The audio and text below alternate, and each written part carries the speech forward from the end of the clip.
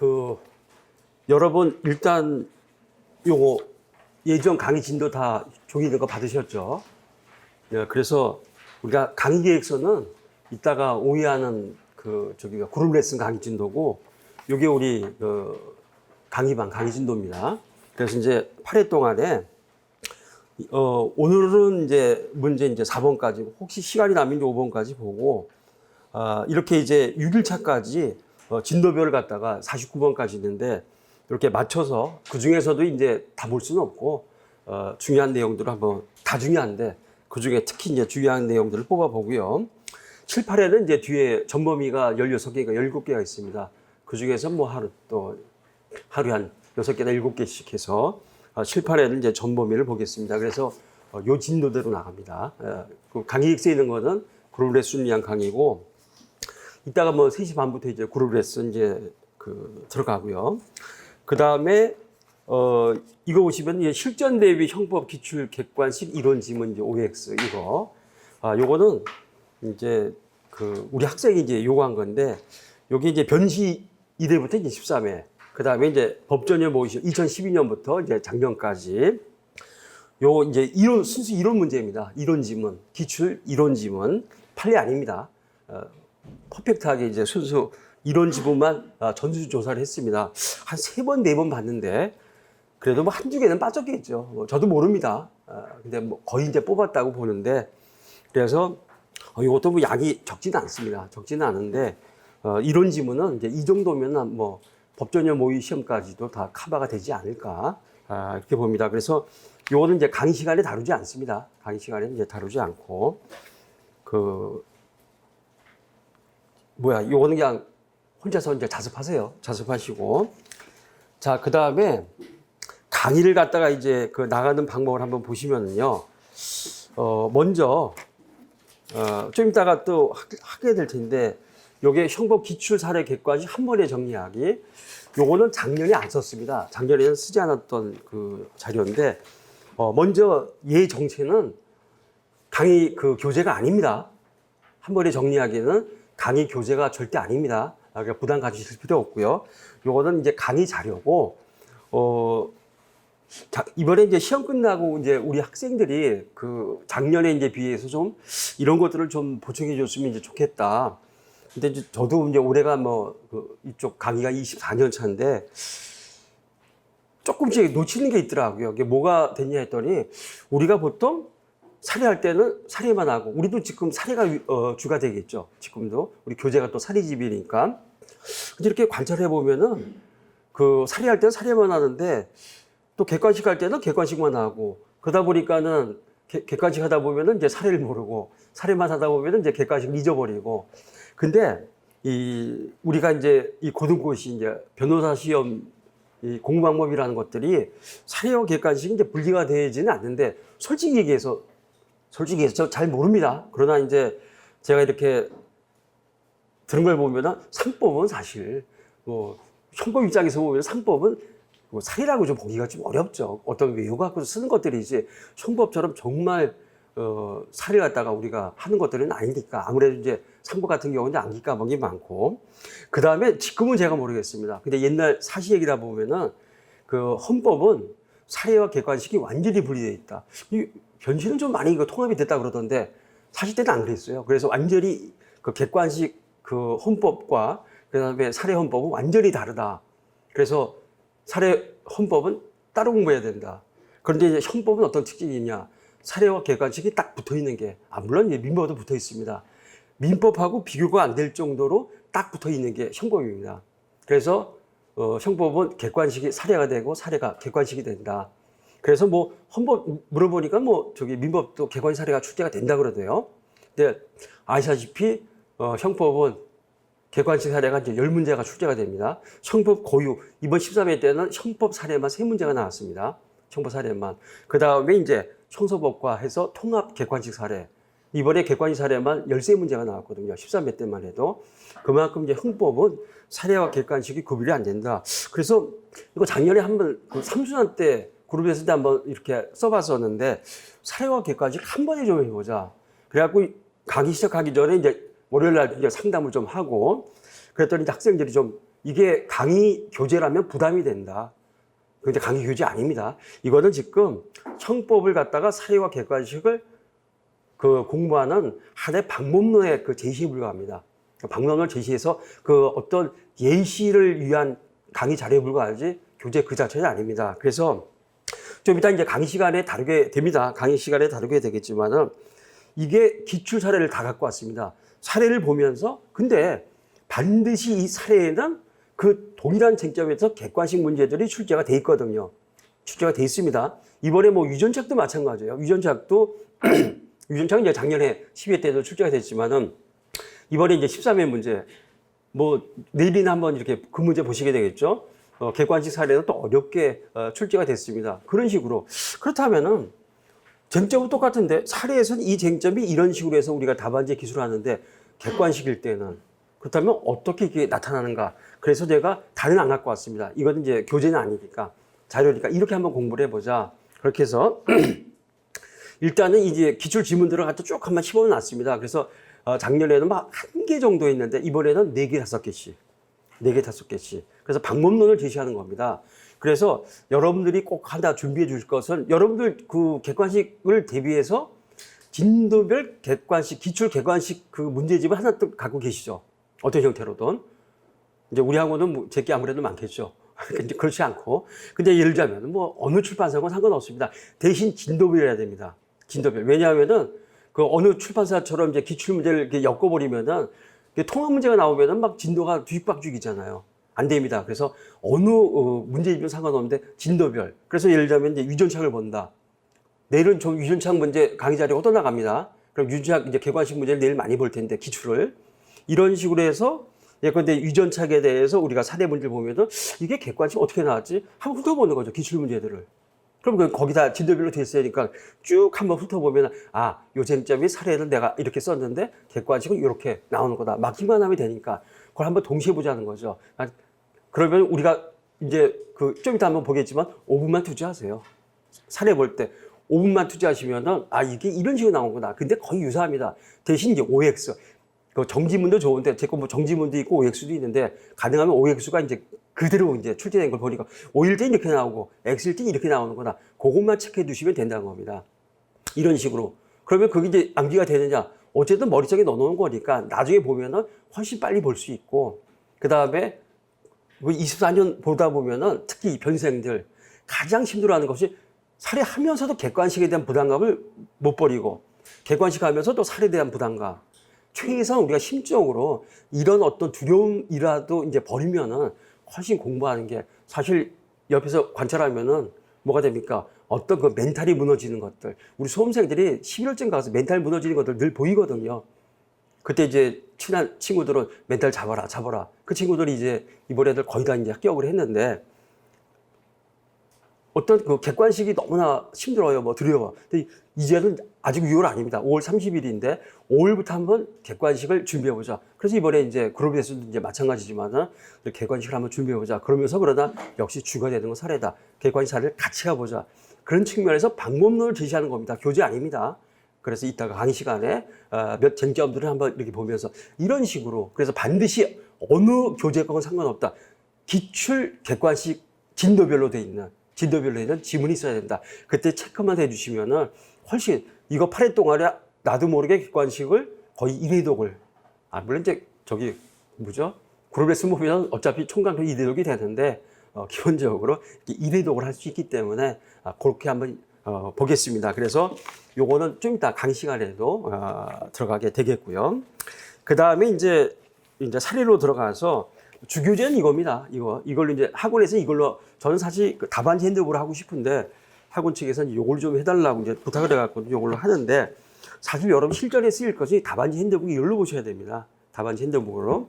그래서 요것만 잠깐 설명드리고 바로 이제 진도 들어가겠습니다. 이번에 시험 보고 나서 우리 학생들하고도 토론을 많이 해봤어요. 그 다음에 우리 박 과장이 여러분 이제 그 단톡방 같은 데서 논의되는 걸 많이 얘기를 했는데 여러분 초미의 관심사죠, 사실. 이게 CBT로 바뀌면서 이게 이제 그 어떤 답안지 쓰는 뭐가 됩니까? 형식이 좀 달라졌다. 근데 그 작년부터 우리들이 늘 했던 얘기입니다. 우리 학원에서는. 다른 학원은 모르겠는데 우리는 늘 했던 얘기고, 그 다음에 우리는 1919년도에, 죄송합니다. 2019년도에 그 뭐가 됩니까? 이 강남 오면서 그때부터 우리는 줄기차게 이 실전 답안을 줬습니다. 근데 여러분들은 이제 실전 답안을 언제 받으세요? 이번에 실전 답안 3번 받습니다. 우리 4회 끝나고 이제 총론 정리하면서 여러분 복습 사례 시험 봅니다. 그거 나중에 첨삭해 드립니다. 작년에 받고 반도 신청 안 하더라고요. 아니 그 첨삭반은 그 비싼 돈 내고 첨삭을 이렇게 받는데 이거 무료로 해주는 거, 무료가 아니라 사실 강사가 이게 반 정도를 지불하는 겁니다. 그래도 신청을 안 하는 거라. 그래갖고 이제 그 2문제를 첨삭하고 그 다음에 이제 형소법에서 이미 문제는 이제 출제해 놨습니다. 정주영 선생님 그 교수님 그 시간에 이제 형소법에서 한 번 더 형소법 통합 문제가 돼서 실전 답안 12T형이 또 나갑니다. 3번 나가거든요. 여러분들이 3번을 갖다가 한번 또 형소법에서 또 따로 나가겠죠. 이렇게 이제 보시게 되는데 이게 뭐냐면은 지난 월요일날도 학생이 그러더라고요. 3단반 학생이. 지금 이 12T가 되면서 중간 점수대가 많이 사라졌다. 점수가 무지하게 높거나 무지하게 낮거나 중간 점수. 그런 것 같지는 않은데. 그런 것 같지는 않은데. 근데 확실한 거는 이 얘기를 제가 말씀드릴게요. 지금 요 교재로 갖고 있는 학생들은 그냥 보시겠지만 철저하게 실전 답안입니다. 철저하게 실전 답안인데 우리가 답안지를, 즉 학원에서들 어떤 모든 학원이 지금 잘못하는 게 하나가 있습니다. 시험은 통합 문제입니다. 우리 형사법 같으면 형사법 통합 문제로 출제가 됩니다. 그 다음에 1문 4페이지, 2문 4페이지예요. 연습은 형법만 따로 연습합니다. 형사법만 따로 연습합니다. 이건 학원 커리큘럼에서 어쩔 수가 없습니다. 어쩔 수가 없어요. 그래갖고는 형법에서 나가는데 실제는 법전형 모의시험이건 본시험이건 형사법 통합 문제가 나가서 통합 답안지가 나가는데 그렇다면 어떻게 됩니까? 형법은 보통 60점 배점이라고 하면은 55점 일단 달라요. 60점 배점이면은 한 38번, 형법은 38번 정도 쓰고 나머지 형사법은 22번 쓰면서 형법은 4페이지 중에 2페이지 한 10줄에서 12줄. 거기까지만 형법을 써야 됩니다. 나머지는 형사법 써야 되거든요. 사실 이렇게 이루어져야 되는데 그게 안 되죠. 어느 학원이 그게 될 수가 없습니다. 그래서 우리 이제 통합 문제를 작년에 4수만 했는데 이번에 1수난부터 이제 한번 6월달부터 익혀보자. 통합 문제가 나는데 문제는 어느 학원이건 마찬가지게 형법만 보는데 지금 이 실전 답안을 갖다가 형법 4페이지를 다 채웁니다. 제가 그래서 강의에 썼었죠. 절대 4페이지 채우시면 안 된다고 강의에서 틀림없이 썼습니다. 3페이지도 다 채우면 안 됩니다. 2페이지하고 한 10몇 줄 정도만 쓰시면 됩니다. 그렇게 써야 되거든요. 그렇게 연습해야 되는데 어떤 현상이 일어나는가. 그냥 이렇게 우리가 1수난, 2수난, 3수난, 4수난 형법 4페이지 꽉꽉 채우다가 본시험 가면 어떻게 됩니까? 형법도 4페이지, 형사법도 4페이지, 합계 8페이지입니다. 1문에. 아니 1문이 합계 4페이지인데 8페이지를 씁니다. 여러분 어느 교재라고 말 안 하겠지만은 얘가 많이 잠시당했어요. 이게 잘 나가다가 요새 별로 안 나가던데 아시죠? 어느 책이 이제 나왔는데 그 책도 제가 내용을 쭉 봤거든요. 양이 형식은 이걸 그대로 따라야 되는데 양이 이거 2배입니다. 그럼 수험생이 알아서 그 내용을 또 줄여야 됩니다. 이거는 딱 실전 나발이 그대로 돼 있거든요. 12조 그대로 돼 있다는 겁니다. 그러니까는 기본적으로 우리도 모르는 사이 8페이지를 형사법 8페이지 연습하고 있습니다. 실전은 4페이지라는 거죠. 철저하게 여러분 형법은 2페이지에서 10줄 정도 거기까지만. 그리고 솔직히 좀 2페이지 10줄은 넘어요. 저도 이제 아무래도 하다 보면은 거기 3페이지를 채우는 그런 경우가 많습니다. 실제로 앞에 기출문제 보시면은 그런 식으로 나가게 되는데 이게 습관되다 보면은 본시험 가서 제가 바꾸겠습니다. 못 바꾸더라고요. 본시험 가서 나도 모르게 형법 늘려 쓰다가 심지어 4페이지 근접하고 형사법은 10페이지 남다 이런 친구들도 허다합니다. 이런 친구들도. 지금부터 연습하셔야 된다는 얘기죠. 그런데 이제 중요한 건 이제 2번째. 그러면은 어떻게 됩니까? 그러면은 이 지금 우리가 답안지를 작성하려 하는데 어느 내용이 들어가야 되는가? 어느 내용이 들어가야 되는가? 그랬을 때 이번에도 얘기를 하는데 기본적으로 우리가 이제 답안지를 첨삭반 내일부터 바로 첨삭이 들어가니까 저 같은 경우도 일단은 CBT형 답안지를 작년부터 받았거든요. 받으면서 첨삭을 할 때 이 답안지에 대한 판정, 그러니까 합격, 불합격 이게 1초면 가능합니다. 이걸로 먹고 살았으니까 여태까지. 1초면 충분히 가능합니다. 받아보는 순간 얘는 합격, 불합격, 물론 이제 내 마음속으로. 합격, 불합격이 바로 서 있다는 얘기죠. 왜? 컴퓨터로 작성이 되기 때문에 이 답안지가 정교하게 나오고 이 형식이 딱 보는 순간 그냥 한순간에 목차를 보는 순간 내용은 볼 것도 없다. 얘는 무조건 합격, 얘는 이제 불합격이라 할 수는 없고 저도 채점을 해서 이게 여부가 갈린다. 교수님들 오직하시겠어요. 무슨 말씀인지 알죠? 왜? 이게 제가 학부 때 제가 민소법을 갖다가 했는데 지금 대류가중과 거기 거의 대표 변호사 아니죠. 이제 물러나셨죠. 이제 고문 정도로 물러나셨는데 그때 저기 동부지법 저 판사시던 분한테 형사법 민소법을 들었는데 아니 2학년 3학년 학생한테 살을 내더라고요. 어떻게 풉니까? 그래서 저 이제 빵꾸 났습니다. F 맞아갖고 재수강에서 간신히 맞고 간신히 이제 졸업을 했는데 근데 그 말씀은 지금도 잊혀지질 않습니다. 그 대법관 후보까지도 거론되셨던 분이에요. 그분께서 지금 거의 40년이 지났는데도 잊혀지지 않는 게 뭐냐면은 법학이라는 거는 그 내용도 중요하지만은 형식도 중요하다. 형식 논리 뭐가 됩니까? 목차란 얘기입니다. 목차. 물론 이제 저는 뭐 석박사 하면서 논문 많이 썼으니까 당연히 목차 중요하지만은 이 그 고등고시 답안지도 형식, 그 목차가 중요하다는 얘기죠. 정확하게 목차 내에서 뭐가 나와야 되느냐. 그러니까 쟁점이 나와야 됩니다. 이번에 중강도의 기술 미술 구별 기준 이런 것들이 목차에서 딱딱 설치가 돼 있으면은 우리가 써놨으면은 교수님들은 채점하실 때 이 목차만 봐도 뭐가 됩니까? 정체 그 답안지의 구도가 보이면서 그 1초면 된다 그랬죠. 그러면서 정확하게 쟁점을 잡았다. 이 사례 문제라는 건 쟁점 뽑는 게 거의 90%거든요. 뽑으면 그냥 쓰면 됩니다. 쟁점을 못 뽑기 때문에 다른 쟁점 이탈이죠. 잘못된 쟁점을 뽑았기 때문에 점수가 안 나온다는 겁니다. 그런 부분들. 그런데 지금 여태까지 그렇게 왔는데 중요한 것들은 이제 잘 보인다. 잘 보이잖아요. 수기 때는 진짜 해독을 했어야 됐거든요. 이건 잘 보입니다. 그러니까는 내용에 있어서도 뭐가 됩니까? 법적인 근거가 좀 더 한 줄이라도 더 들어가야 된다. 더 들어가야 된다. 그렇기 때문에 이번에 저도 개정하면서 이 그 실전 답안 이럴 때 넘길 때는 작년보다 조금 저도 내용이 늘어났어요. 그러니까는 바로바로 포섭을 하면서 그때 법리를 구성을 했었는데 이제는 법리 한 줄이라도 더 씁니다. 저도. 아무래도 이제 뭔가 이제 성의를 보여주는 것들이죠. 이런 식으로 해서 저도 이렇게 해서 나가야 되는데 이런 것들은 이제 첨삭할 때 말씀을 드리겠습니다. 근데 하나만 요 얘기만 하고 이제 바로 진도 들어가겠습니다. 여러분 뭐 혹시라도 이제 제가 하게 들으셨거나 제가 하는 거 들으시면 아시겠지만은 저는 정말 제가 제일 혐오하는 게 학설입니다. 근데 뭐 학설이 잘못한 건 아니죠. 근데 우리 수험생들이 이제 학설을 쓰는데 저는 늘상 말씀드렸지만 40대도 학설을 쓰지 말아라. 40대도 학설 썼거든요. 저 쓰지 말라 그랬어요. 왜? 오해하시면 안 됩니다. 학설을 내가 무지하게 잘 다룬다. 쓰세요. 학설 잘 다루면 쓰세요. 근데 여러분 이건 있습니다. 학설 쓰고 판례 쓰게 되면은 우리가 논문 쓰게 되면은 비판 검토가 반드시 들어가는데 이거는 우리 학자들의 DNA 속에 있습니다. 2개 이상의 견해가 대립되면은 어느 견해가 옳은지에 대해서 비판 검토가 들어가야 됩니다. 비판 검토가. 그런데 지금 우리가 보통 하는 것들은 그냥 학설을 명식만 쓰거나 또는 학설의 짧은 내용만 쓰고 비판 검토 없이 넘어가 버리거든요. 그 교수님들 아주 본능적으로 싫어하세요. 본능적으로. 근데 두 번째 제일 중요한 거는 뭐냐? 말씀드렸죠. 학설을 내가 잘 쓰면은 그 답안지에 쓰란 얘기입니다. 근데 솔직한 얘기로 한 명도 못 봤습니다. 학설 잘 다룬 친구 진짜 한 명도 못 봤습니다. 어떤 강박증을 가지고 학설을 쓰는데 못 써요. 그 다음에 주관수, 객관수 완전히 바꿔 쓰고 엉터리로 쓰고 그럴 바에는 학설을 날리라는 겁니다. 그러면 이제 그때 들어오죠. 학설이든 배점은 어떻게 해야 되냐? 그 배점 포기하세요. 그러면은 일종의 역설입니다. 역설인데 대신 그 시간에 판례 한 줄이라도 더 쓰고 포설을 하게 되면은 학설 날렸죠. 그 배점의 2배, 3배를 득점할 수가 있습니다. 그거를 늘상 했거든요. 근데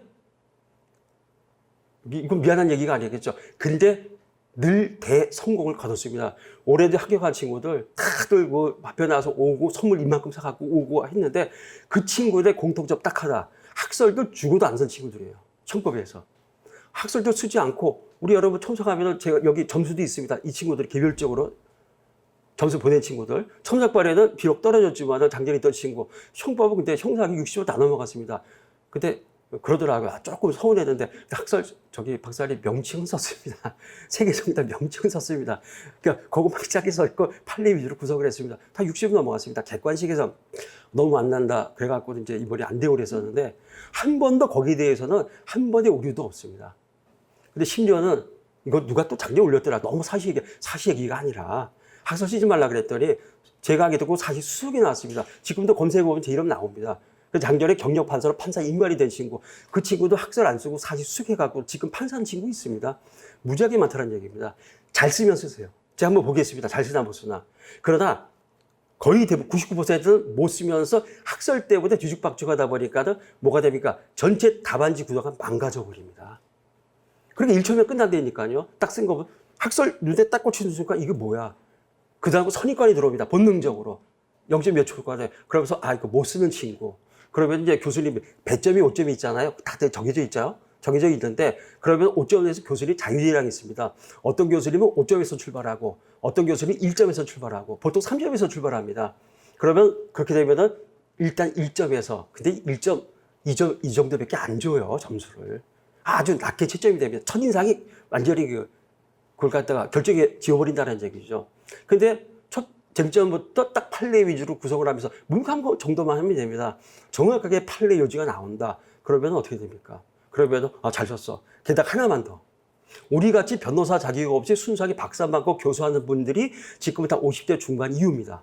지금 50대 초반 40대 교수님들은 거의 대부분이 몇 번 예외는 있겠지만 변호사 자격을 갖고 계세요. 실무가라는 얘기입니다. 근데 이제 강의하기보다 이대 조규석 교수님 같은 분들 차장검사까지 하셨는데 나 개업하기 싫어. 로펌 가기 싫어. 그래갖고 그냥 제가 박사 논문에도 많이 배웠었거든요. 그랬는데 지금 이대 교수 하세요. 앞에 이제 퇴직 한번 하셨거나 그런 실무가들도 많습니다. 근데 실무가고 여러분들 내년에 다 실무가 되는 겁니다. 실무가들의 특징이 뭐죠? 학설은 학자들. 여러분 학자 되려고 지금 공부하는 거 아니지 않습니까? 실무가인 변호사들. 그럼 실무가들의 학설은 뭐가 됩니까? 판례 아닙니까? 실무가들 여러분들은 본능적으로 판례 눈이 꽂힐 수밖에 없고 변호사 출신 교수님들도 판례 눈이 꽂히지 우리같이 학설에 눈이 꽂히지 않습니다. 저도 역설이죠. 먹고 살려고 하다 보니까는 옛날에는 학설 가기 저도 되게 좋아했었는데 보다 보니까 아니다. 역시 이 실무시험은 판례지 학설이 아니다. 이거 이제 그때 말씀드리겠습니다. 그렇기 때문에 계속 한번 그래서 첨삭을 받으시라는 얘기입니다. 공짜인데 갖고도 요걸 갖다가 틀을 잡으셔야 됩니다. 그래서 강의 시간에 계속 말씀드리겠습니다. 말씀드리면서 좀 지겹도록. 근데 그렇게 여러분들 뇌를 바꿔놔야 하시지 안 하면은 정말 뭐가 됩니까? 학설 쓰다가 망하는 친구들 진짜 작년에도 11월까지도 학설에 고민한 친구들 정말 많이 봤어요. 미안한 얘기로 그 친구는 다 안 됐습니다. 학설 때문에 고민한 친구들. 판례만 갖고도 지금 힘든데 언제 학설 고민하고 있어. 그런지 안 그런지는 우리 진도 나가면서 여러분들 확신을 가지시면 됩니다.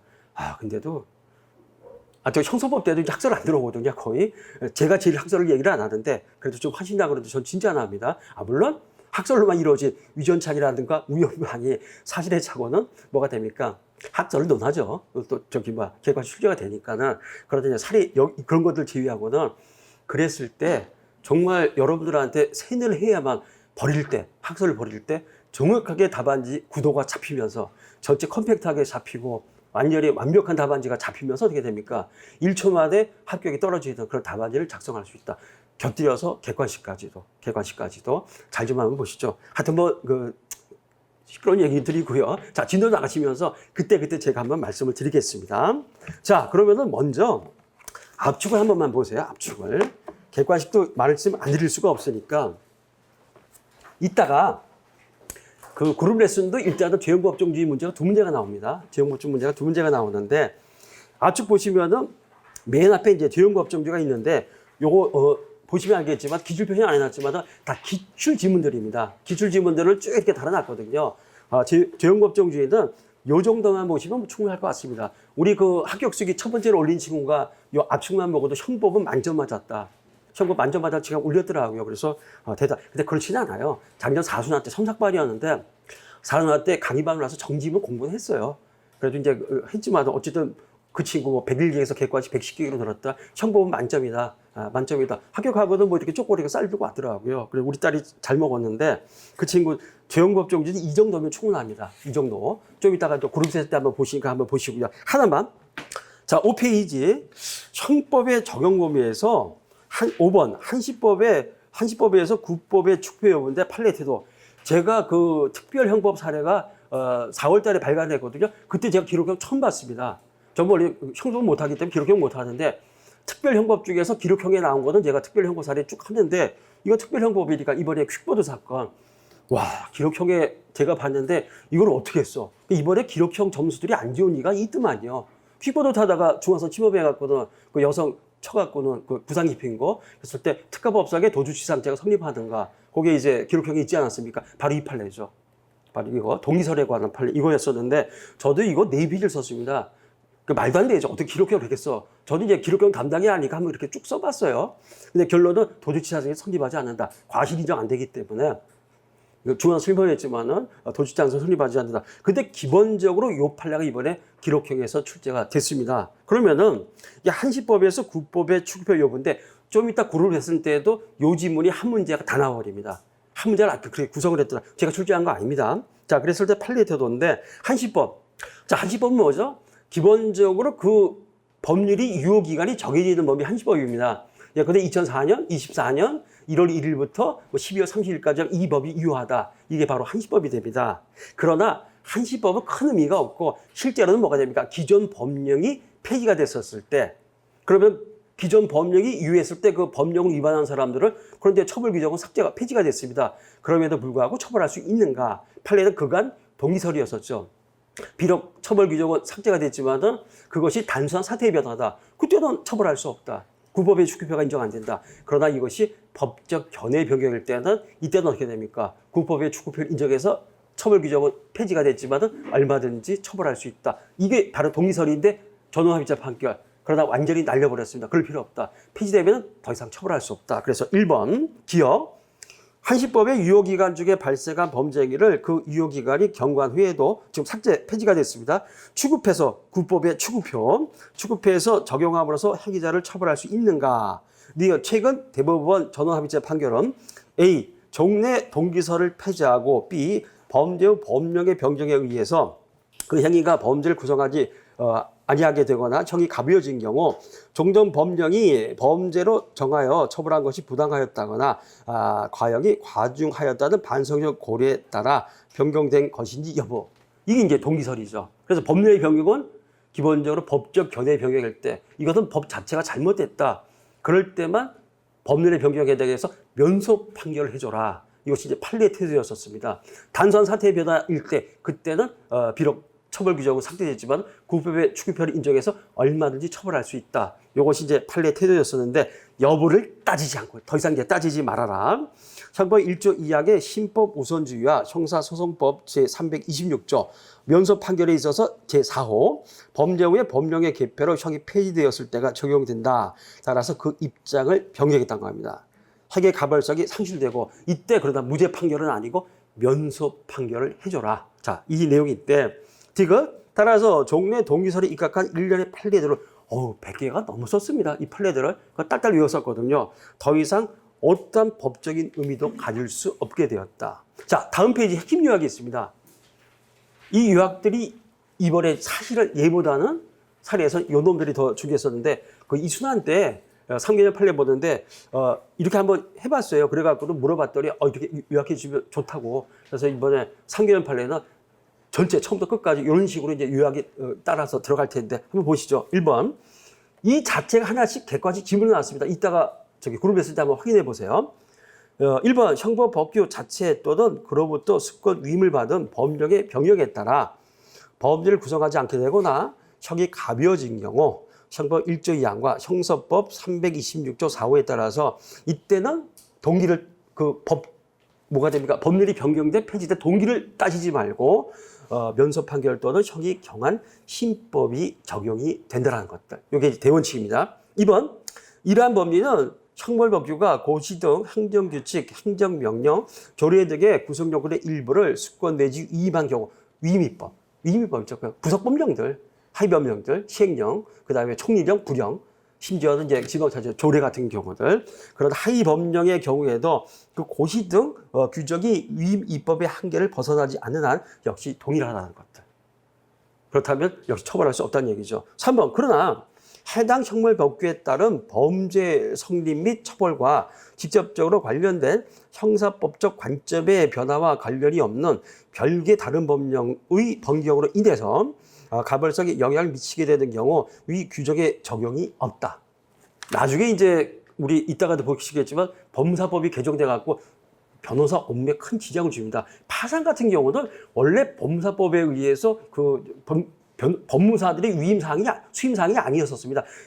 변호사만이 할 수 있었거든요. 어느 한 법무사가 바로 이제 파산 이런 걸 해갖고는 기소가 됐습니다.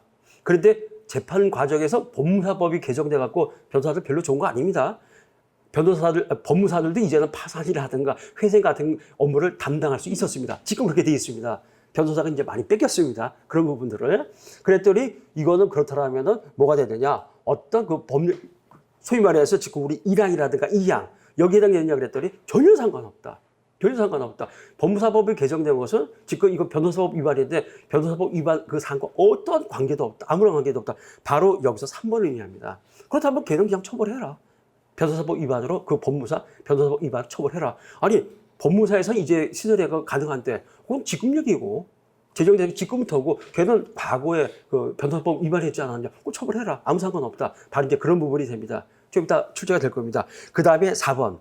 스스로 법령의 유효기간이 특정된 한시법의 효력이 상실된 경우 기존의 한시법. 사실 이게 우리 한시법이 이제 사실 목차를 바꿔야 됩니다. 근데 형국경우는 아직도 안 바꾸고 있거든요. 이것도 한시법의 문제는 아닙니다. 그렇다면 이제 대법원은 그럼 진짜 한시법. 요때까지만 적용한 한시법. 그거는 이제 더 이상 처벌할 수 없다. 삭제돼 버렸기 때문에 죄송합니다. 위 규정에 적용이 없다. 그 얘기는 한시법 위반하면은 삭제됐어도 그 처벌하라는 얘기입니다. 지금 이건 처벌하지 못한다는 얘기니까 규정이 적용이 없다는 얘기는 처벌하지 못한다, 적용이 없다는 얘기, 처벌하라는 얘기죠. 한시법 위반했는데 한시법은 폐지됐습니다. 당연히. 그러면은 그때는 구법의 축구표가 인정돼서 그에게 처벌할 수 있다. 완전히 정리가 돼버렸습니다. 5번이 이제 주치 킥보드 운전이죠. 도로교통법. 이게 뭐였었죠? 이게 도로교통법 없어 음주운전이죠. 자동차도 음주운전은 형량이 올랐더만요. 뭐 6년이나 이렇게까지 올랐더만요. 그럼 킥보드 같은 것을 자동차를 볼 거냐. 근데 개정이 됐습니다. 자전거 등 음주운전. 자전거로 볼 것이냐. 자전거 등 음주운전은 20만 원 미만의 벌금입니다. 그렇다면 킥보드를 갖다가 자동차로 보게 되면 이거 6년 이하의 징역이 처해지고 자전거로 보게 되면 20만 원 미만이 되는데 어느 법을 적용할까 그랬더니 킥보드는 자전거지 자동차가 아니다. 따라서 음주 자전거 운전이고 20만 원 미만의 벌금에 처해진다. 근데 이번에 이것이 기록형에서 특별형에서 기록형 사례로 출제해갖고 저도 깜짝 놀랐습니다. 깜짝 놀랐는데 이걸 어떻게 하여튼 기록형이 좀 이번에 어려웠다는 얘기가 이런 것 때문이었겠구나 그런 생각이 이제 들었었습니다. 그래서 이런 식으로 한번 보시고요. 좀 이따 요거는 이제 부작위범 들어가서 또다시 객관식 이런 내용들을 좀 보시면서 사례만 할 수 없으니까 이런 내용들을 한번 보시도록 하겠습니다. 자, 그러면은 이제 본격적으로 우리 이제 교재 한번 들어가시죠. 자, 1번 문제입니다. 오늘 4번까지 보실 텐데요. 1번. 자, 부작위범 인과관계와 이제 객관적 귀속. 자, 1번. 도박에 빠져 억대 빚을 지게 된 을은 대부업체의 채무 변제 요구에 시달리다가 자신이 전에 다니던 회사 사장인 A의 재물을 강탈해서 여러분 이제 쟁점 추출하실 때 강탈했다는 얘기는 얘는 벌써 강도란 얘기겠죠. 절도면은 뭐 훔쳐서 이렇게 나왔겠죠. 강탈이라는 얘기는 이미 얘는 이제 강도의 고의가 있다라는 건 빚을 갚기로 작정했다. 을은 야간에 A의 집 담을 넘어 집 안으로 들어갔다. 마침 A의 가족들이 모두 집을 비워 A만이 안방에서 홀로 잠을 자고 있었다. 을은 A가 자던 방에 몰래 들어가 물건을 무쇠 가둬주. 강도의 고의로 이제 주거에 들어갔으면은 당연히 이제 주거 침입죄가 일단 성립이 되겠죠. 갑자기 자고 있던 A가 일어나라고 하자 당황해서 베개로 A의 머리 부분을 누르고 소주한 칼로 복부와 가슴을 찔렀는데 이때 강도가 강도에 의해 살인을 했죠. 살인의 미필적 고의가 인정이 될까요? 확정적 고의입니다. 사람의 가슴을 칼로 찌른다는 얘기는 살인의 확정적 고의, 뭐 미필적 고의 논할 필요도 없습니다. 당연히 살인의 고의가 있고 A가 저항을 멈추고 사지가 축 늘어지자 이미 사망한 것으로 생각했다. 강도살인. 을은 A의 돈과 귀중품 등을 챙긴 후 그대로 A의 집을 빠져나왔다. 강도살인죄가 과연 성립할 것인가. 그런데 한편 A와 한 집에 사던 A의 친동생 정이 늦은 밤 귀가해서 A가 침대에서 피를 흘리며 쓰러져 있는 것을 발견하고는 즉시 병원에 이송하지 않으면 A가 사망할 것을 알았으나 사망할 것이라는 사실을 알았으나 우리가 세월호 사건에서 부진정 부작위범의 고의 어떤 그 결과 실현된 미필적 고의로 충분하다. 빨리 우리 형을 갖다가 병원에 옮기자면 우리 형 죽는데 그것만 인식해도 뭐가 됩니까? 충분히 살인의 비밀적 고의가 인정된다. 9회 때인가요? 객관식에서도 출제가 됐습니다. 요 판례가. 알았으나 요즘 재산 다툼으로 A와의 관계가 극도로 악화된 상태에 있던 정은 A가 죽었으면 좋겠다고 생각한 나머지 A를 구조하지 아니한 채 그대로 집에서 나와버렸다. 부작위로 나갔죠. 정이 즉시 구조조치를 취했더라면 얼마든지 살 수 있었던 A를 결국 과다출혈로 사망했다. 그렇다면 여기서는 부작위에 의한 살인도 논하고 있지만 궁극적으로 바로 상당 인과관계 비형식 이 과정을 논하고 있습니다. 뒤에서 이제 보시겠지만 그랬을 때 가장 치고내던 9회 때 살해에서 이것이 이제 출제가 됐습니다. 그랬을 때 을의 강도 살인 행위와 정의 부작위 살인 행위가 을의 강도 살인 행위에 적의 부작위 살인가 개입이 되는데 이럴 때도 상당 인과관계가 인정되면 강도 살인죄가 기소가 되겠죠. 만약에 상당 인과관계가 부정되면 강도 살인은 미수가 되어버립니다. 과연 어떻게 이제 결론이 떨어질 것인가? 자, 2번. B는 전에 다니던 공장 사무실의 근무구에서 돈을 훔칠 생각으로 D에게 함께 범행을 하자고 제의하고는 D는 이를 승낙했다. 함께 절도 범행을 하죠. 함께 하자. 무슨 얘기죠? 합동 특수절도가 되겠죠. 합동 특수절도가 14배까지 사례로만 7번 나왔습니다. 큰 쟁점, 올해는 큰 쟁점이죠. 큰 쟁점으로 나올 때도 있고 조그만 쟁점으로 나올 때 있지만 합쳐서 무려 합동 특수절도만 7번이나 사례로 출제, 당당 1위입니다. 출제 빈도수 1위예요. 이를 승낙했다. 범행 당일 밤 B와 D는 계획대로 공장의 담을 넘어 사무실로 들어갔다. 공장 안에 인기척이 있는 것을 수상히 여긴 경명갑은 공장 안을 돌아보다가 사무실 창문 너머로 같은 동네에 살고 있는 B가 D와 함께 금융구에서 돈을 훔친 것을 보았다. 갑은 나중에 B로부터 돈을 갈취할 생각으로 이를 못 본 척하고 경비실로 돌아왔다. 이게 뭐가 됩니까? 부작위에 의한 방조의 문제입니다. 근데 작년에도 우리 이제 12월 달에 리마인드가 오순환입니다. 우리 저 쪽 하는데 제가 7문제 찍었는데 이번에 그 7문제 찍은 것 중에 3개가 나왔는데 제가 작년에 노래를 부른 게 중강도 기수미수 반드시 나온다. 속으로 또 나와야 되는데 드디어 나왔습니다. 2개를 했거든요. 하나가 뭐가 됩니까? 이제 나왔는데 아직 안 나온 놈이 부작위에 의한 방조. 나와야 됩니다. 객관식 진짜 여러 번 나왔습니다. 아주 사례 한 번도 안 나왔어요. 나올 때가 이제 지났죠. 이제 14회 때 어쨌든 중간도 기습이서 막 했는데 나오니까 속이 후련하더라고요. 이제는 부작위 방조입니다. 부작위 방조는 출제돼야 된다라는 거. 작년 23년도 법조인들 모의시험은 사례에서 부작위 방조 출제됐습니다. 작년에. 자, 3번. 덤프트럭을 모으는 병은 어느 날 자신의 트럭을 도로의 중앙선 위를 왼쪽 바퀴가 걸친 상태로 운행하던 중 그 50m 앞쪽 반대 방향에서 술이 취한 상태에서 시가 승용차를 운전하여 벽이 하던 차선으로 달려오다가 급히 자기 차선으로 들어가면서 벽이 운전하던 트럭과 교행할 무렵 균형을 잃고 다시 벽의 차선으로 들어오다가 벽이 운전하던 트럭이 왼쪽 바퀴를 들이받고 튕겨져 나가 시는 즉사고 말았다. 합법적 대책으로 10회 때 사례로 출제가 됐었죠. 과실법에서 이제 상당히가 판단이죠. 합법적 대책으로 그 10회 때 바로 사례로 출제가 됐는데 10회 때 그 문제가 독일에서 유명한 그 사례입니다. 우리 형법 교과서, 교수님들 교과서에 소개가 돼 있고 그 문제를 갖다가 10회 때 썼습니다. 진짜 오래된 판례인데 이거 100% 우리 판례거든요. 이렇게 좋은 판례가 있는데 왜 교수님들은 쓸데없이 독일 사례를 갖다 씁니까? 그 진짜 유명한 독일 사례인데 이렇게 저 우리 판례가 있는데 아마 독일에서 학위 받으신 어떤 교수님이 아마 출제하셨지 않을까. 아주 안 좋은 건데. 자, 5페이지 한번 보시죠. 사례에 대해서 이제 을과 적의 형사 책임인데 을의 죄책입니다. 특수강도죄 334조입니다. 을이 야간에 칼을 휴대하고 A를 강도하기로 하고 A의 집에 침입해서 소주잔 칼로 복부와 가슴을 찌른 다음 물건을 강탈하는 바 을에게는 형법 334조 야간 주거 침입 특수강도에 해당이 됩니다. 그리고 을의 행위가 특수강도죄를 구성하는 한 야간에 이루어진 주거 침입 행위는 특수강도죄에 흡수돼서 별도의 범죄를 구성하지 않는다. 법적 용합에 의해서. 지금 야간 형법 330조 야간 주거 침입 절도가 성립하면은 당연히 법적 용합에서 주거 침입 흡수해서 별도의 범죄를 구성하지 않습니다. 331조 1항 야간 주거 침입 선회 후 특수절도가 성립하면은 여전히 주거 침입죄 성립하지 않습니다. 334조의 1항에 뭐가 됩니까?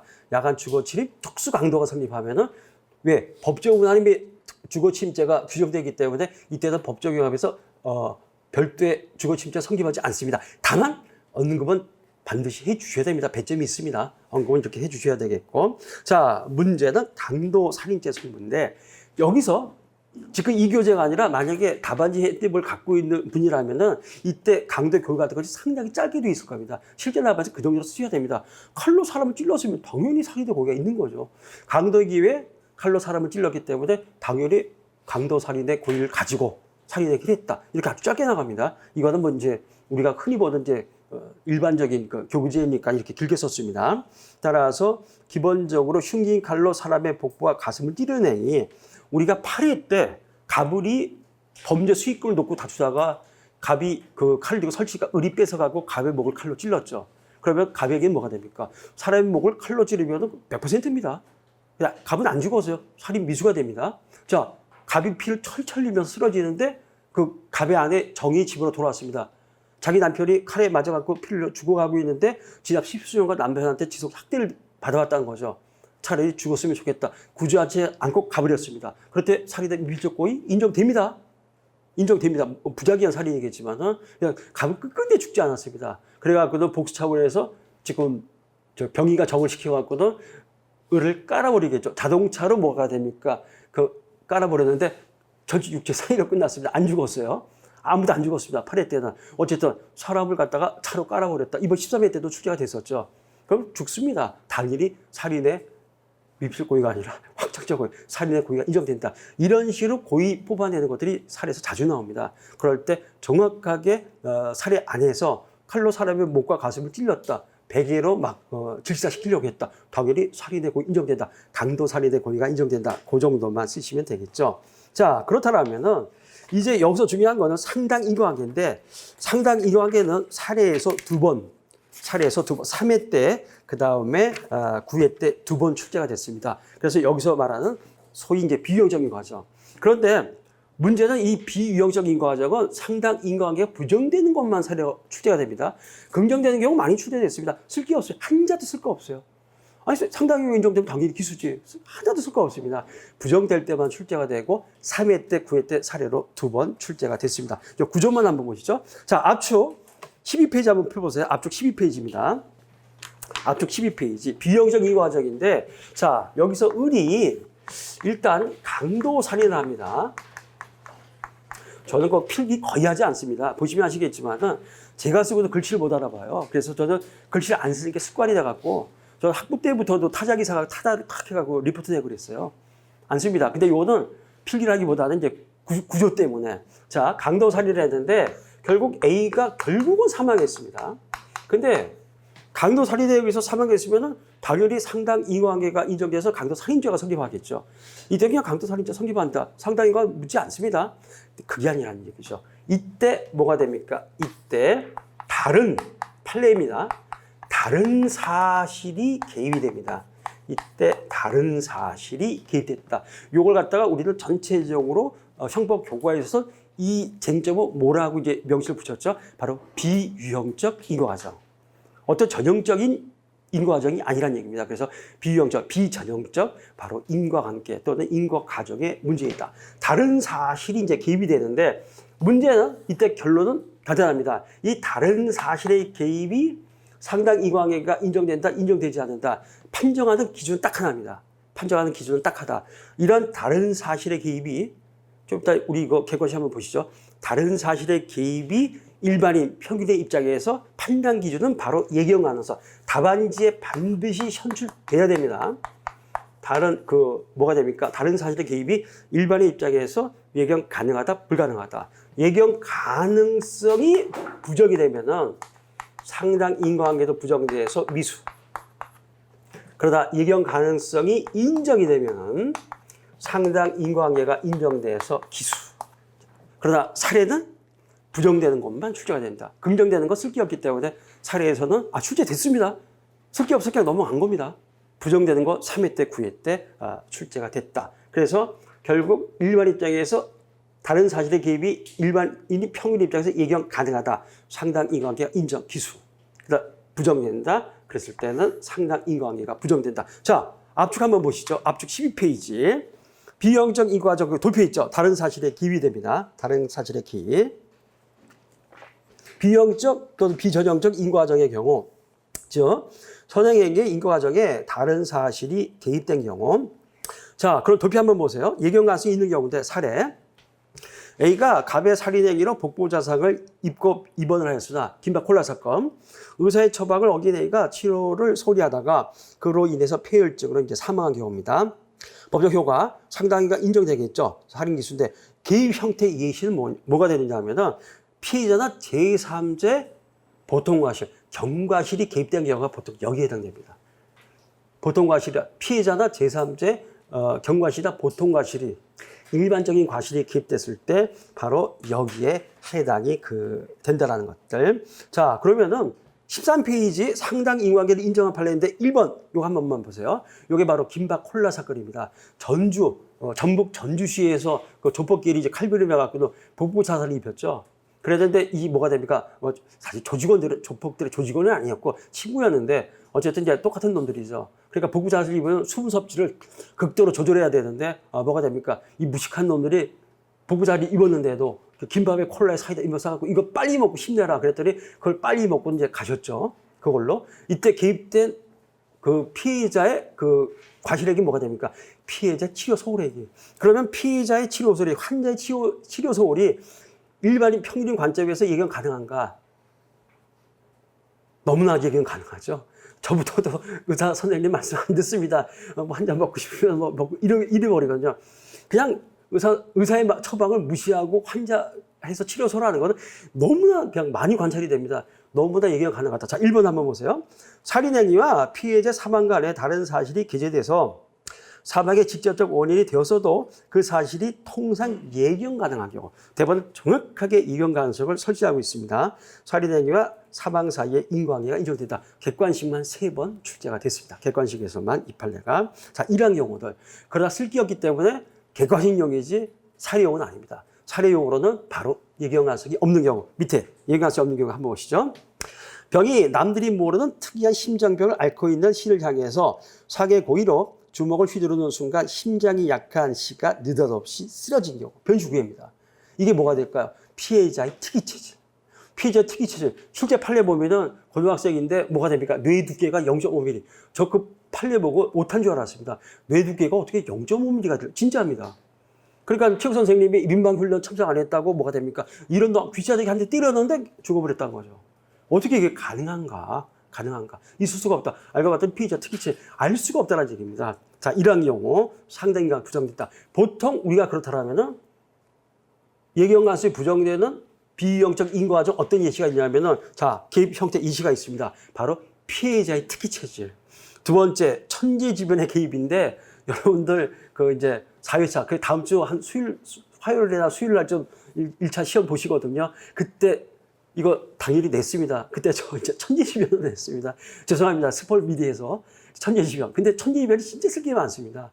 어떤 식으로 냈는지 보시면 아시겠지만 천재지변의 개입 같은 것들 그런 경우 천재지변은 어떻게 했을까? 올해 아마 역대급, 작년도 역대급인데 올해는 그 이상의 역대급 폭염에 홍수가 날 것 같다. 또 벌써 얘기가 되고 있습니다. 그런 경우들. 그 다음에 요거는 실제로 많이 나오는데 피해자 또는 제3자의 고의행위의 개입. 바로 이 사례죠. 지금 이때 정의 부작에 의한 살인행위가 개입됐거든요. 제3자의 살인행위가 개입됐다. 이때 빼박입니다. 이 경우 와서 부정하고 있습니다. 그 다음에 또는 뭐가 됩니까?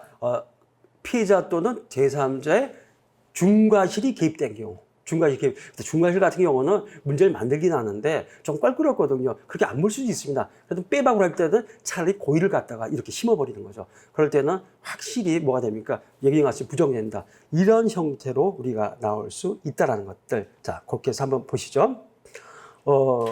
자, 13페이지 요거 맨 위에 거기 뭐죠? 이렇게 된 거, 그거 한번 보시죠. 자, 결과적 가중범위에서 다른 사실의 개입, 예견 가능성이 없는 경우는 바로 변주구입니다. 심장병. 건강하게 생겼는데 남들이 모르는 특이한 심장병. 교수님들이 힌트 무지하게 줬습니다. 건강하게 생겼다. 남들이 모르는 특이한.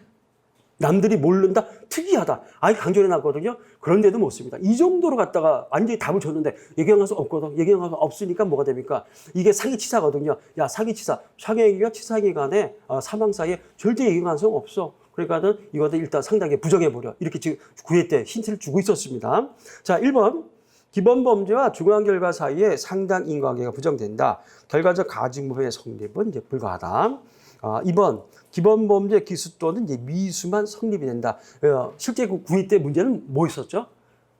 이따가 여기 있는데 구2 때 문제는 지금 을병이 C에게 사기를 피려고 그래서 이제 병이 먼저 들어가서 주고 휘둘렀는데 특이한 심리학을 기절해 버렸다는 겁니다. 그랬는데 을은 원래 이 C에 대해서 원한이 있었거든요. 그랬더니 이제 병 엄마하고 이제 도망가 버리고 을이 죽은 줄 알고 묻어버렸죠. 인과관계 사고. 좀 이따 보시겠지만은.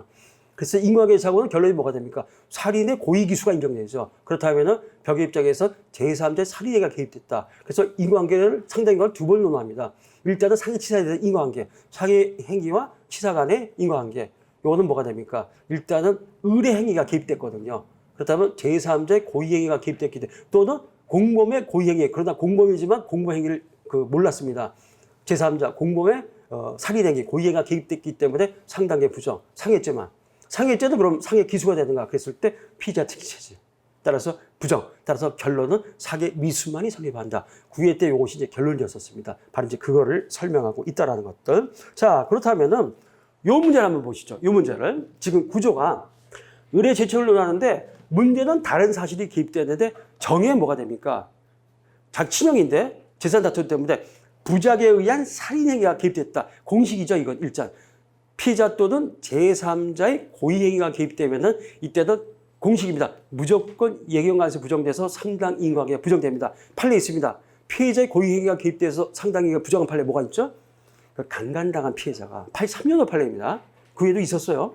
강간당한 피해자가 몇 날 며칠 고심하다가 극단적인 선택을 합니다. 강간범에게 강간치사를 인정할 수 있을까요? 어쨌든 그래도 피해자가 살면 되지 않습니까? 그리고 강간범이 죽인 게 아니거든요. 피해자 고의행위가 개입됐기 때문에 대법원도 치사 부분은 뭐가 됩니까? 강간행위와 사망 사이에는 인과관계 없다 해서 강간죄까지만 인정했습니다. 그러고 한 10년 됐나요? 저기 충북 어디야? 거기 서천인가 거기서 왜 그 점장놈이 알바하는 그 피자집 했는데 모든 걸 해놓고 거기다 선택했죠. 똑같습니다. 그때도 강간치사 인정 안 했는데 최종 확정형 6년인가 선고된 걸 저희가 기억하거든요. 어쨌든 그 사건에서도 결국 피해자 극단적 선택, 고의행위가 개입됐기 때문에 이때는 상당히 부정, 강간치사죄는 성립하지 않는다. 바로 이제 그런 판례들입니다. 요거는 제3자의 고의행위가 개입됐다. 요 구조, 요것만 갖고 우리가 답안을 작성하시면 됩니다. 자, 그렇다면은 상당인과관계 인정 여부 사례에서 선행하는 의뢰 강도 살인 행위가 A의 사망에 대해서 최초의 원인을 제공한 것이면 분명하지만 정작 A의 사망은 죽음 직전에 위급한 상태에 빠진 친형에 대한 구조 조치를 전혀 취하지 않고 그대로 방치한 A의 친동생 정의 부작이라는 다른 사실이 개입해서 발생했다. 이는 바로 비영적 인과정이 이제 문제되는 경우. 학설 판례 고등학교 때 1차입니다. 1차 이거 학설만 10몇 개입니다. 1차는 다설은 다 1차지만 다설 판례 1차지만 정말 극단적인 학설들 무지하게 많습니다. 진짜 진저딩할 정도 보실 필요 없습니다. 학설과 판례에 의하면 다른 사실의 개입이 피해자 자신이나 제3자의 고의 또는 중과실 또는 천재지변 등 극히 이례적이고 예견 불가능한 경우 이런 게 답안지에 들어가야 된다는 얘기죠. 극히 이례적이고 판례도 이례적이라고 표현을 했습니다. 예견 불가능하다. 선행의 이 강도살인 행위와 결과 사이에는 상당 인과관계를 인정할 수 없게 된다. 자, 생각건데 이거는 실현 답안 아닙니다. 적이 죽어가는 자신의 친형인 A를 발견하고도 적이 A에 대해서 구호 조치를 전혀 취하지 않음으로써 A가 사망했다는 사실은 사회 통념상 지극히 이례적이고 예견하기 매우 어려운 것이라고 평가된다. 이게 너무나 당연하다 그러면은 이미 우리 사회는 지옥이 되겠죠. 어떻게 친형제가 그럴 수가 있습니까? 물론 이런 일이 있습니다. 그러나 그것은 극히 이례적이다. 그렇게 봐야지. 이게 일상이다 그러면은 가족끼리 이러면은 그냥 안 사는 게 낫습니다. 이런 경우도 당연히 이례적이다. 상당 인과관계가 부정돼서 가해의 살인행위는 미수에 해당할 뿐이다. 자, 이렇게 보면 되겠죠. 자, 정해제체 부작위에 의한 살인죄 성분인데 부작위범이 그 사례에서도 2번 나왔었습니다. 부작위범이 나오면은 진짜 이것 빠뜨리면 큰일 납니다. 보증인지의 발생 근거 반드시 답안지에 현출이 돼야 됩니다. 근데 원래는 3개가 현출이 돼야 됩니다. 답안지 부작위범이 나오면은 먼저 부작위범은 아무것도 안 하는 것이기 때문에 행동 갖고는 구성력을 특정할 수가 없습니다. 그래서 반드시 구성력을 특정하기 위해서 바로 부진적 부작위범에서 바로 그 고의를 갖다가 특정을 해야 됩니다. 고의를 특정을 해서 구성요건을 우리가 뽑을 수 있거든요. 여기서 이제 살인의 고의가 되겠죠. 두 번째 당연히 보증인지 또 하나가 있습니다. 바로 결과방지 가능성. 근데 요새 가끔 법전에 모의시험도 나고 저도 그 이제 최종 기준 보거든요. 교수님들이 그야말로 아웃 오브 안중이더만요. 요새가 세월이 바뀌어갖고는 논하지 않더라고요. 그래서 저도 이제 내렸습니다. 그래서 안 썼거든요. 그 답안지 등 이런 데서는. 결과 방지 가능성은 그냥 이제는 삭제하셔도 됩니다. 그렇다면은 그냥 고의는 당연히 특정하기 위해서는 구성력 특정하기 위해서 나와야 되니까 고의는 뭐 자동 나올 거고 보증인 지위만 검토하시면은 답안지는 충분하다. 짧게 쓰자. 자, 문제점. 적이 의뢰에 의해서 복부자상을 입고 쓰러져 죽음 직전에 이른 자신의 친형 A를 방치해서 사망하게 한 행위에 대해서 부작위한 살인죄가 성립하는가. 보증인 지위 인정 여부인데, 자, 이럴 때 그 근거, 동거친족이면 민법 974조 제4호 동거친족간의 부양 의무에 의해서 적은 A에 대해서 보증인 지위에 있다. 근데 혹시 이게 출제가 되면 시험장, 기억 안 나요. 그럴 때 친형제 간임으로, 가족이 뭐 이것만 쓰셔도 충분합니다. 근데 뭐 그래도 이제 바로 법정 취지겠지만 알아도 주일 시간 없다. 그럼 그냥 가족이니까 가족 간의 부양 의무에 따라서 그것만 쓰셔야 됩니다. 이건 이제 교재리가 아주 퍼펙하게 썼지만은 그 정도만 쓰셔도 됩니다. 우리 경찰관 같은 경우들 뭐가 됩니까? 기본적으로 경찰관 지문구 집행법 뭐 2조냐 4조냐 막 따지죠. 급할 때는 이것도 안 떠오르거든요. 그럴 때는 경찰관이니까. 경찰관의 직무에 따라서 경찰관이라 특정해버리면 거기서 벌써 우리 뽑아낼 수 있어요. 일종의 임기응변입니다. 그 정도만 쓰셔도 충분하다는 거. 얘는 이제 퍼펙트하게 교재니까 이 정도 썼습니다. 결과방지 가능성 여부는 원래 중요했었거든요. 지금 문제 안에도 들어있죠. 즉시 구조조를 취했더라면 애는 얼마나 살 수 있었다.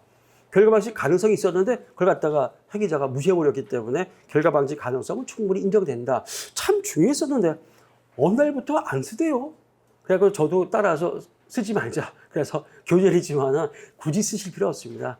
보증인 지위에 발생한 거 고의 이 정도만 빼시면은 얼마든지 부작위 살인죄가 성립한다. 그 정도만 쓰시면 되겠습니다. 이런 식으로 이제 마무리를 지시면 되겠고요. 자, 살인에서 이제 가벼운 형사책이 특수절도죄 성분, 부작위에 의한 정범 혹은 종범. 근데 이게 아직 사례가 나왔지만 이번 13회 때 객관식도 또 출제가 됐습니다. 이제는 사례로 나와야 됩니다. 작년에 법조인 모의 시험도 두 번, 20년도 나왔고, 이제 작년에도 나왔었고, 이제는 이제 최우선적으로 한번 밀어보는데, 부작위에 의한 정범 혹은 이제 종범의 문제입니다. 자, 문제점.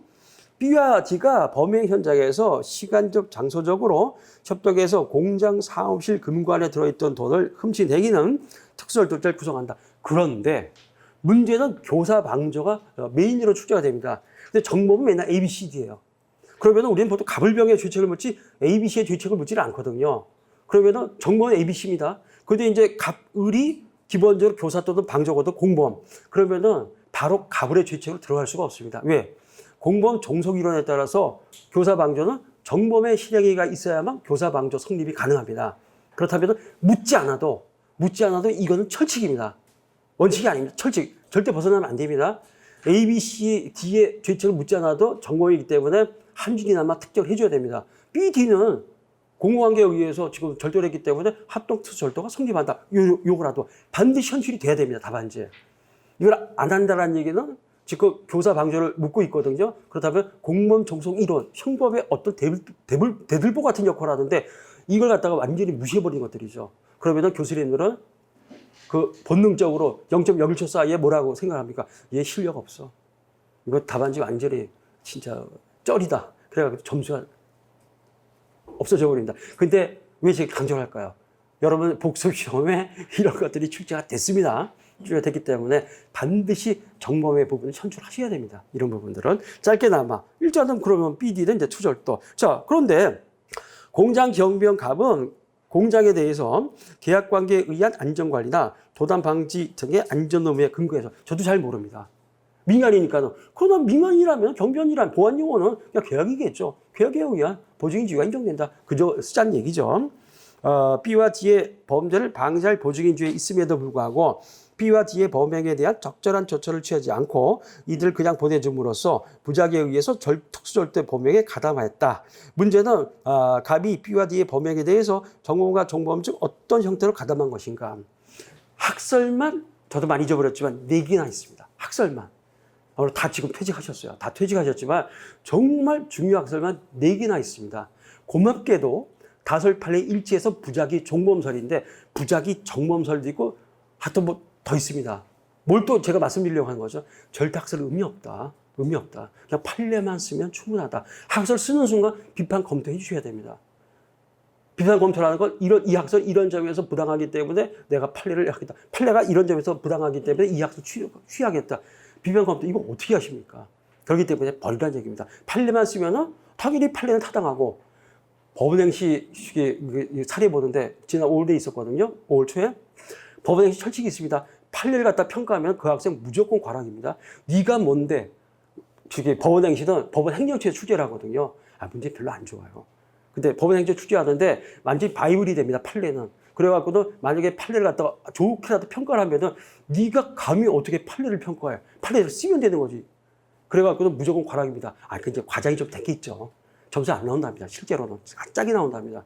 어디 법원에서 근무할 사람이 우리 요새 변시하고도 또 법원에 사무관 해갖고 하는 친구들이 슬슬 나오기 시작하거든요. 혹시라도 법원행시 응시하시면은 우리 학원에서 재작년에 입법고시를 합격한 친구 있습니다. 충남대 해갖고는 변호사 가지고 해서 지금 아마 국회 사무관에 근무하고 있어요. 변호사 자기들 22년도에는 있었습니다. 그렇기 때문에 나올 수 있는데 절대 판례 비판하시면 안 됩니다. 법원행시 같을 때. 근데 그런 마인드가 변호사들 대체로 있다는 얘기죠. 여러분들도 마찬가지입니다. 그렇다면 판례만 쓰면 판례에 따라서 이결론이다. 이렇게 검토하시면 되겠죠. 그러다 학설 판례가 들어가게 되면 반드시 비판 검토. 못 하잖아요. 그렇다면 판례 버리자. 바로 이제 그 얘기가 됩니다. 이 쟁점은 고맙게도 다설 판례가 일치하고 있습니다. 다설 판례가 일치하다. 따라서 이러한 경우 보증인 주위에 있는 자가 정범의 실행을 방지하지 않고 그대로 방치 유기했다. 부작위로 나갔다. 그렇다면 이때는 부작위에 의한 방조가 성립한다. 부작위 방조가 성립한다. 자, 사내 검토. 자기적 정범의 실행 행위를 방지할 보증인 지위에 있는 자가 부작위로 나아가 그것을 방치한 경우 적적 행위 기여가 결여되어 있기 때문에 이 경우 부작위는 방조 행위를 평가될 뿐이라는 학설과 판례에 따라서 가압은 특수절도죄 정범이 된다. 판례대로 썼는데도 이 정도 길이가 나옵니다. 그러다 우리가 이 실제 답안지 여기 보게 되면은 어떻게 돼요? 부작위 사안의 경우 부작위 방조를 인정하는 판례에 따르면 이 정도만 쓰냐는 얘기죠. 판례는 이미 부작위 방조 인정하기 판례에 따라서 가버린다. 그러면은 너무 좀 비판 이런 검토가 없는 거 아닌가? 판례 따라 가겠다 그러면은 좋아하던 교수님 되게 많습니다.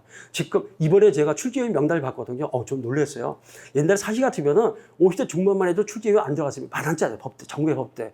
워낙 많기 때문에. 근데 이번에 보니까 아주 눈에 띄는 한 분을 발견했는데 저하고 옛날에 시간 강사 같이 하고 근데 잘 하셔갖고 인하대 가고 얼마 전까지 인하대 부총장까지 하셨어요. 그래갖고는 지금 정년이 이제 불과 2, 3년밖에 남지 않으신 분이 어쨌든 인하대 부총장까지 하신 분이 이번에 뭐가 됩니까? 출제로 들어가셨더라고. 그러니까 아무래도 25개밖에 안 되니까 그러니까 교수님들이 뭐 또 출제로 가면 좋죠. 많이 불러해갖고는. 근데 이분들 특징 아시죠? 꼰대라는 거. 우리들은 뭐가 됩니까? 학설에 빠졌던 세대들입니다. 빠져 살았던 세대거든요. 지금 40대 교수들이 이런 분들만 해도 거의 학설 잘 모릅니다. 근데 그분들이 주로 하는 것들. 그 학설 좋아하시는 분들은 꼰대라는 것들. 그러다 꼰대들은 아무래도 숫자는 점점 적어지고 있다는 것들. 그거를 진짜 명심하셔야 됩니다. 그 자체는. 특히 우리가 살 때 보고 5회 때 답안 강평할 겁니다. 그때 이제 답안이 쓰는 법을 쭉 1시간 정도 설명을 드릴 텐데 그때 드릴 말이 있습니다. 그때 좀 더 자세히 한번 드리고요. 자, 그래서 다설판례 일치해서 자기적 정범의 실행 얘기를 뭐가 됩니까? 방지할 자기 의무가 있음에도 불구하고 법적인 자기 의무 보증이 있음에도 불구하고 방치 유기이기 때문에 이때는 그러나 정범 인정할 수 없다. 부작위 정범은 있습니다.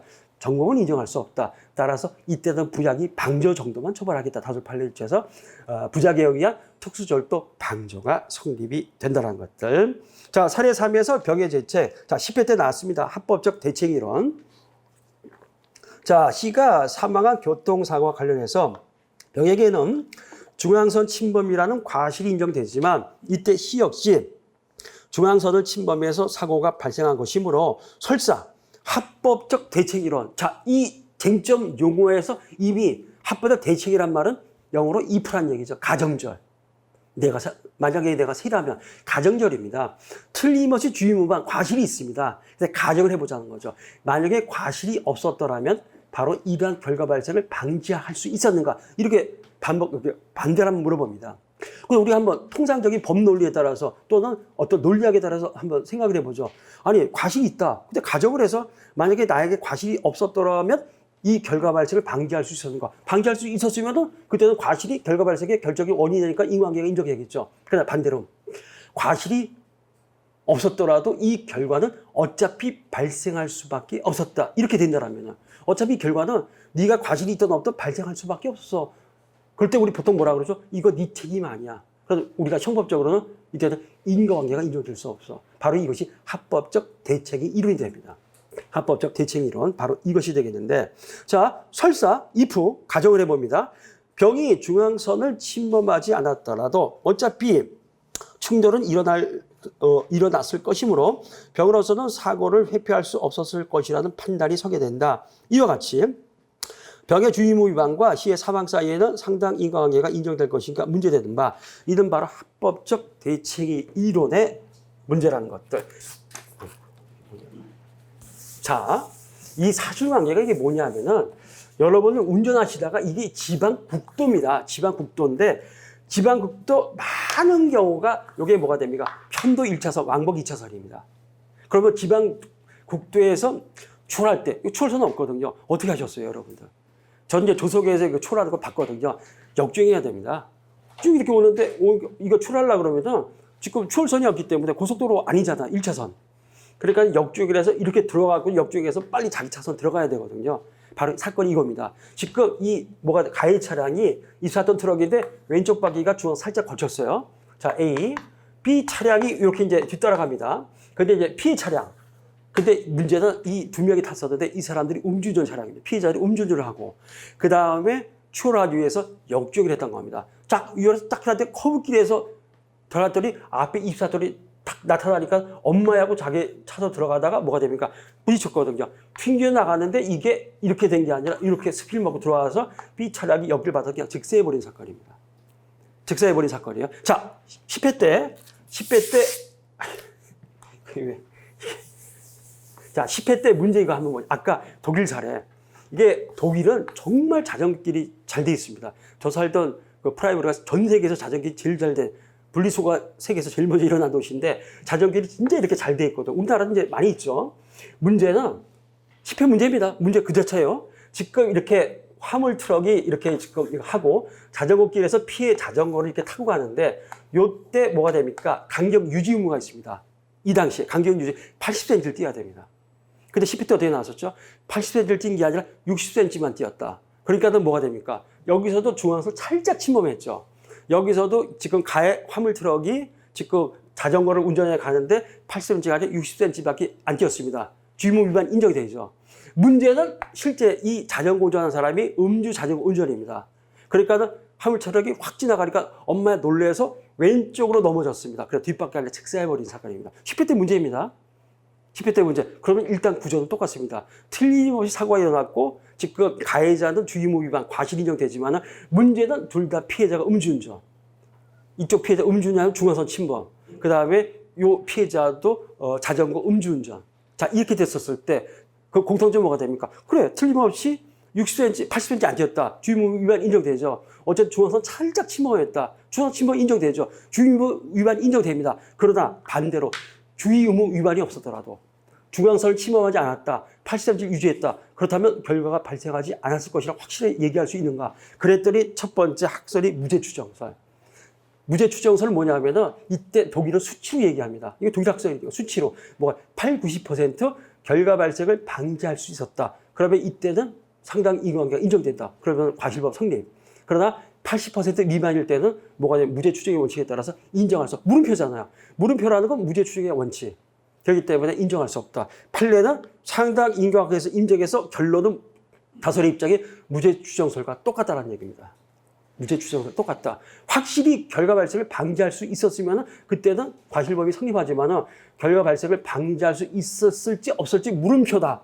80% 미만이다. 독일은 10%, 20% 막 이렇게 올라옵니다. 그 숫자 좋아하는 사람들이니까. 우리나라는 뭉뚱그려서 뭐가 돼? 80, 90% 뭐 이상 또는 80% 미만. 그럴 때 물음표일 때는 무죄추정의 원칙에 따라서 처벌할 수 없다. 자, 판례 한번 보시죠. 판례. 판례를 이산의 경우 설사 피고인이 중앙선 위를 달리지 아니하고 정상 차선으로 달렸다 하더라도 이 사건 사고는 피할 수 없다 할 것이므로 이거죠 결론.